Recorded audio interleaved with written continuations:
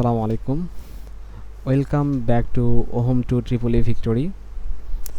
আজকে আমরা দেখব ডিসি সার্কিট সলিউশন সিরিজের টাইপ 7, যেটা ল্যাম্প।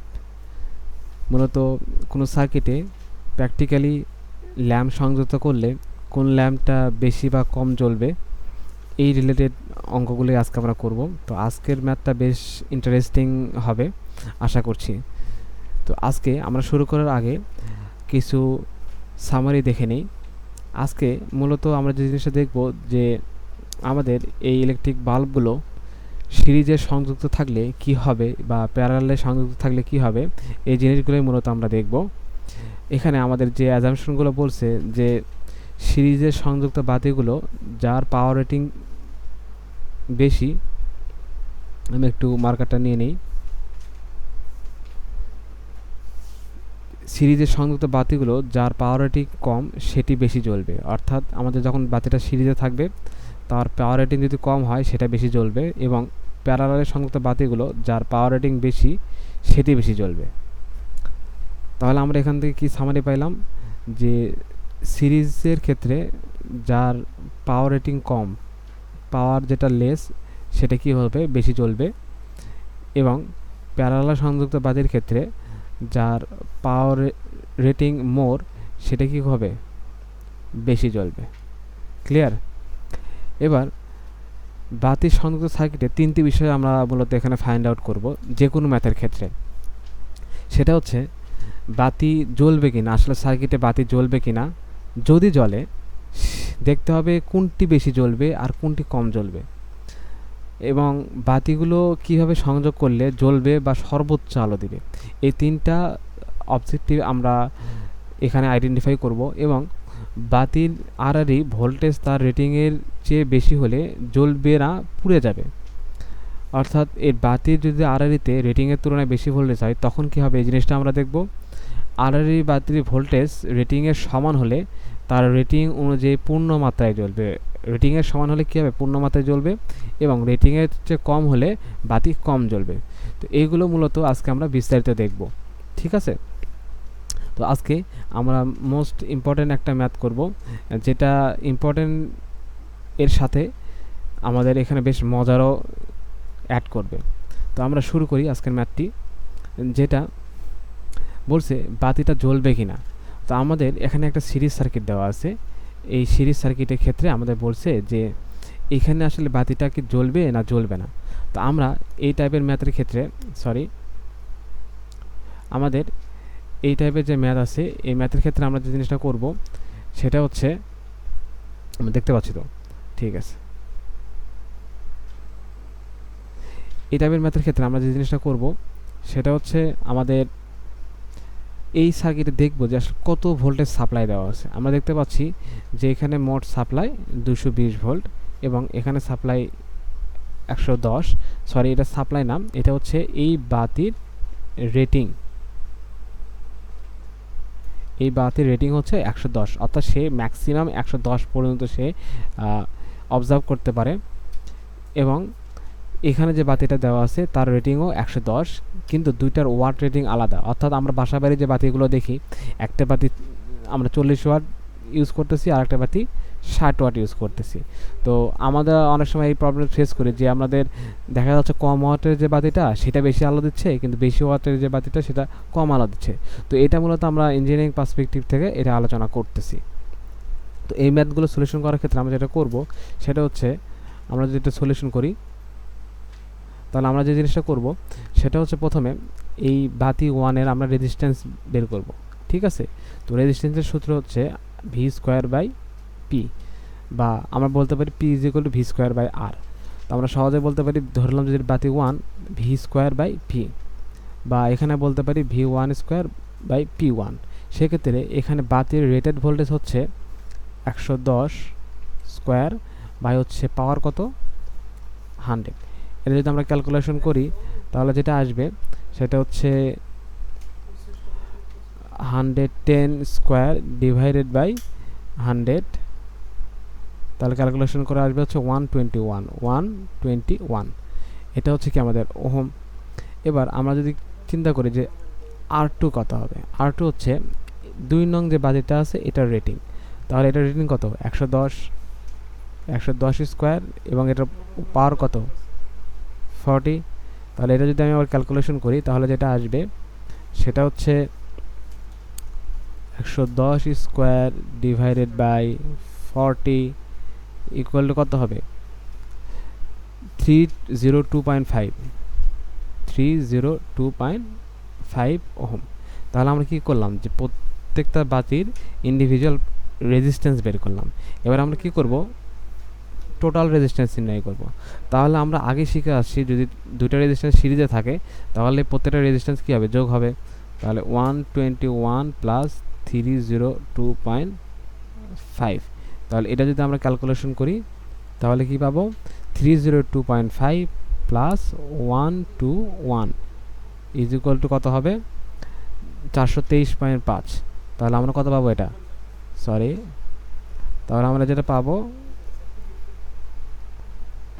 সেটা হচ্ছে 423.5। এখন আমরা যেটা বের করব সার্কিটের মোট কারেন্ট বের করব, অর্থাৎ এই সার্কিটে কী পরিমাণ কারেন্ট যাচ্ছে। কারেন্ট সমান কি আমাদের? ভি বাই আর। তাহলে ভি হচ্ছে 220, রেজিস্ট্যান্স হচ্ছে এটা 423 হবে।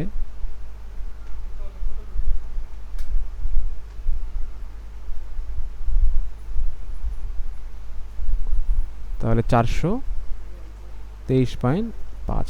তাহলে আমরা যদি ক্যালকুলেশন করি তাহলে যেটা পাবো সেটা হচ্ছে 220 ডিভাইডেড বাই অ্যান্সার ইকুয়াল হচ্ছে 0.519 ইজ ইকুয়াল টু কত? 0.519 অ্যাম্পিয়ার। এটা হচ্ছে আমাদের কারেন্ট রেটিং। এবার আমরা দেখব যে আসলে কোন বাতিটা বেশি জ্বলবে, এটা আমরা খেয়াল করব। তাহলে সেটার জন্য কি করতে হবে? প্রত্যেকটা বাতির ইন্ডিভিজুয়াল পাওয়ার বের করতে হবে। এতক্ষণ আমরা কি করলাম? এতক্ষণ আমাদের যে বাতির রেটিং এবং আমাদের সার্কিটের অ্যাপ্লাইকৃত ভোল্টেজ এটা দ্বারা কি করলাম? প্রত্যেকটা বাতির রেজিস্ট্যান্সগুলো বের করলাম। এখন আমরা চাচ্ছি যে প্রত্যেকটা বাতি কী পরিমাণ পাওয়ার নিচ্ছে আমরা সেটা বের করবো। তাহলে P1 is equal to I square R. আমাদের P1 সূত্র কি? I square R. তাহলে আই হচ্ছে কত? 0.519 স্কোয়ার গুণন আর এর ভ্যালু কত? যেহেতু এটা R1 আর সিরিজ সার্কিটে আমার কারেন্ট সেম। R1 কত? R1 হচ্ছে 121। এটা যদি আমরা ক্যালকুলেশন করি তাহলে যেটা পাবো অ্যান্সারের স্কোয়ার গুণন 121 কত আসে? সেটা হচ্ছে 32.65। এটা হচ্ছে আমার একটা ওয়াট। এবার P2 কত? P2 হচ্ছে কত? I square R. তাহলে আই হচ্ছে কত? 0.519 স্কোয়ার গুণন R1। এখন আমাদের যেহেতু P2 তাহলে আমাদের কী বসাতে হবে? R2 302.5। তাহলে এটা যদি ক্যালকুলেশন করি তাহলে আমাদের যেটা আসবে সেটা হচ্ছে 0.519 স্কোয়ার গুণন 302.5 ইকুয়াল 81.48। কত আসছে? 81.48 ওয়াট। এটা হচ্ছে আমাদের অ্যান্সার। এটা আমাদের অ্যান্সার না। এখন আমাদের সিদ্ধান্ত দিতে হবে যে বাতিটা আসলে জ্বলবে কি জ্বলবে না। এখন আপনারাই বলুন যে আসলে বাতিটা কি জ্বলবে কি জ্বলবে না। দেখেন, খেয়াল করেন যে আমার যদি একটা বক্স থাকে, যে বক্সে আমি হাফ কেজি পরিমাণ কোনো প্রোডাক্ট রাখতে পারি, তাহলে আমি যদি চাই যে 1 কেজি কোনো প্রোডাক্ট আমি এখানে রাখবো, তাহলে কি এখানে সেটা পসিবল হবে? হবে না, কখনোই এটা হবে না। এখন খেয়াল করেন যে আমাদের P2 যে বাতিটা, এই বাতির রেটিংই হচ্ছে 40 ওয়াট। সে কি 81.48 ওয়াট কি সে সহ্য করতে পারবে? সে কখনোই 81.48 সহ্য করতে পারবে না। তার ওয়াট রেটিংটা তার রেটিংয়ের তুলনায় বেশি। তাহলে এই ক্ষেত্রে কি হবে?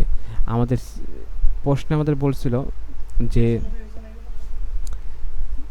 যদি অর্থাৎ আমাদের অ্যাজাম্পশন ছিল সিরিজে সংযুক্ত বাতির ক্ষেত্রে যেটির পাওয়ার কম সেটি বেশি জ্বলবে, কিন্তু আমরা এখানে ক্যালকুলেশন করে দেখলাম যে এটার রেটিং কম হওয়া সত্ত্বেও এটার ক্যালকুলেশনকৃত পাওয়ারের পরিমাণ বেশি, এই জন্য আমাদের এই বাতিটা কী হবে না, এই P2 বাতিটা জ্বলবে না, অর্থাৎ P2 বাতিটা জ্বলবে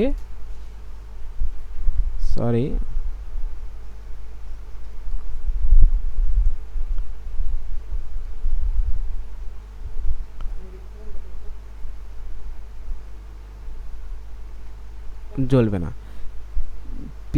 P2 যে বাতিটা আছে সেটা জ্বলবে না। কেন জ্বলবে না?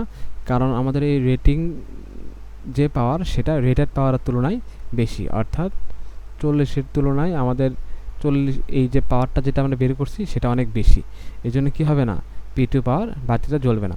এখন প্রশ্ন হচ্ছে যে বাতিটা যদি না জ্বলে তাহলে P1 বাতিটা তো জ্বলার কথা, কারণ P1 100 ওয়াট রেটিং কিন্তু সে পাচ্ছে 32.65, তাহলে তো এটা জ্বলার কথা। কিন্তু আমরা এখন দেখব যে এটাও জ্বলবে না। কেন? কারণ হচ্ছে এখানে যে বাতিটা এটা যদি না জ্বলে তার মানে কি এটা পুড়ে গেছে, এটা বাতিটা কী হয়ে গেছে, পুড়ে গেছে। পুড়ে যদি যায় তাহলে এটা কী হয়ে যাবে, এটা ওপেন হয়ে যাবে না? ওপেন হয়ে গেলে কি এই ওপেন পাথ দিয়ে কি কোনো কারেন্ট ফ্লো করতে পারবে? অবশ্যই পারবে না। কারেন্ট ফ্লো হওয়ার জন্য আমরা সার্কিটে কী জানি, অবশ্যই এটা ক্লোজ পাথ হতে হয়। যেহেতু এটা ওপেন, তাহলে সেক্ষেত্রে কী হবে না, যে আমাদের P1 যে বাতিটা আছে সেটাও জ্বলবে না। তাহলে কি আমাদের এটা একটা পুড়ে যাওয়ার কারণে কি সিরিজ সার্কিটে আমাদের অপর যে বাতিটা আছে সেটা জ্বলার অ্যাবিলিটি থাকা সত্ত্বেও কী হচ্ছে না, এটা জ্বলতে পারবে না। তাহলে এখন আমরা সিদ্ধান্ত নিতে পারবো তো যে আসলে আমাদের বাসা বাড়িতে কোথায় কোনো প্রবলেম হলে যে কোন বাতিটা আসলে জ্বলছে বা কোন বাতিটা আসলে জ্বলছে না, এটা আমরা সিদ্ধান্ত কীভাবে নিতে পারবো? আমরা এইভাবে টোটাল রেজিস্ট্যান্স, টোটাল কারেন্ট থেকে আমাদের অ্যাকচুয়ালি সে কী পরিমাণ পাওয়ার পাচ্ছে এটা মেজারমেন্ট করে আমরা মূলত আমাদের যে কোনো বাতির পাওয়ার মেজারমেন্ট করতে পারবো। ঠিক আছে? এখন যদি এমন হতো সেটা হচ্ছে এটা শর্ট হয়ে গেছে, তাহলে কী হতো? তাহলে তো এটা বাদ, এটা তো জ্বলছে না, তাহলে এটা তো জ্বলার কথা। তো এই টাইপের অঙ্ক বিভিন্ন পরীক্ষায় মানে বেশ আসে। সেটা হচ্ছে যে আসলে বাতিটা কি জ্বলবে কি জ্বলবে না। তো সেক্ষেত্রে আমরা যদি দেখি যে এটা যদি শর্ট হয়ে যায় তাহলে বাতি থাকে কি একটা, এবং এই একটাতে সাপ্লাই ভোল্টেজ হচ্ছে 220, এটা পজিটিভ নেগেটিভ দেন যেহেতু ডিসি, আর এখানে একটা বাতি আছে। এটা কি জ্বলবে না জ্বলবে না? এখন কারণ এটা তো শর্ট হয়ে গেছে, এখন এটার অ্যান্সার হচ্ছে এটা জ্বলবে না। কেন জ্বলবে না? কারণ এটার রেটিং হচ্ছে 110, পাওয়ার রেটিং 100-এর ভিতরে থাকা সত্ত্বেও আমাদের কি হচ্ছে যে এখানে যে সাপ্লাইটা দিচ্ছি এই সাপ্লাইয়ের ভোল্টেজ আমাদের রেটেড ভোল্টেজের বেশি হওয়ার কারণে এই P1 বাতিটা যেটা সেটাও জ্বলবে না। ঠিক আছে? তো এবার এই বাতি দুটো যদি প্যারালালে সংযোগ করা হয় সেক্ষেত্রে কী ঘটবে আপনারা নিজেরা করতে পারবেন, এবং করার পরে যে সলিউশনটা হবে সেটাও আশা করছি কমেন্ট করে জানাবেন। ধন্যবাদ সবাইকে। আসসালামু আলাইকুম।